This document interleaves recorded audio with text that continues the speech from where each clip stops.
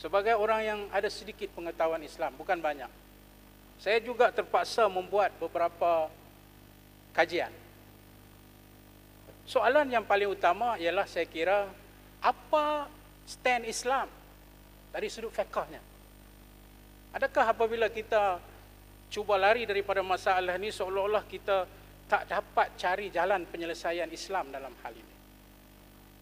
Ya, memang betul pandangan Imam Syafi'i, pandangan Imam Hambali, Imam Ahmad menyatakan bahawa mana-mana ibu bapa yang salah seorang daripada anaknya, mana-mana ibu bapa yang salah seorang daripadanya memeluk Islam, maka anak itu ikut agama.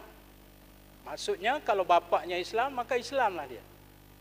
Kalau maknya Islam, Islamlah dia. Dan saya kira itulah yang diambil pandangan oleh Majlis Fatwa Kebangsaan yang telah menetapkan pada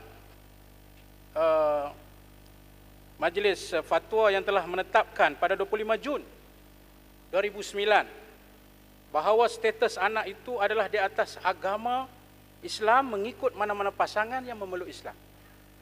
Tetapi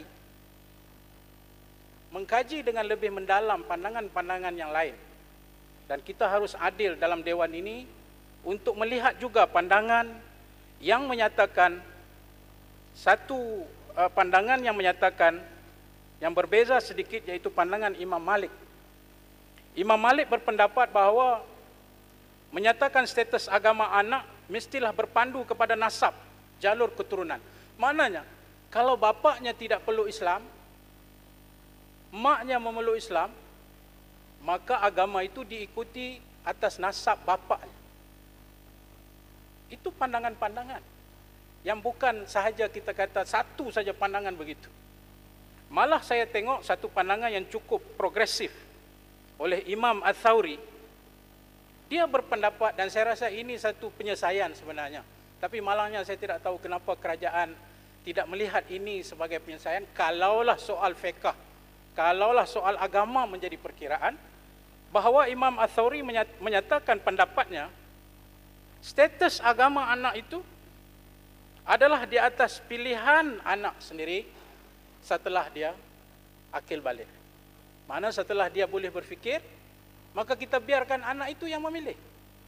Dan saya kira yang sepatutnya 88A yang digugurkan dalam pindaan ini mempunyai roh tersebut.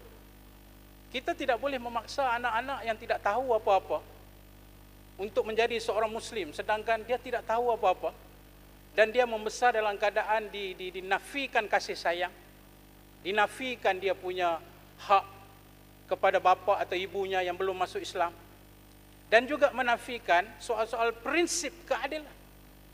Sebab itu saya merasakan pindaan yang kita sedang bahas ini, betul kita cuba nak isi satu kelompangan itu, tapi bagi saya akta ini tidak dapat mengisi keseluruhan kelompangan itu.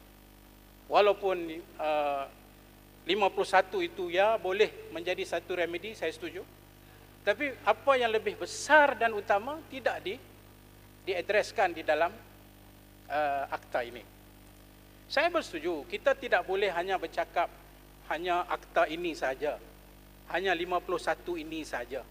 Kerana sebagai ahli parlimen, aduan-aduan yang dikemukakan oleh rakan-rakan kita tentang nasib rakyat Malaysia kita, tentang nasib mereka yang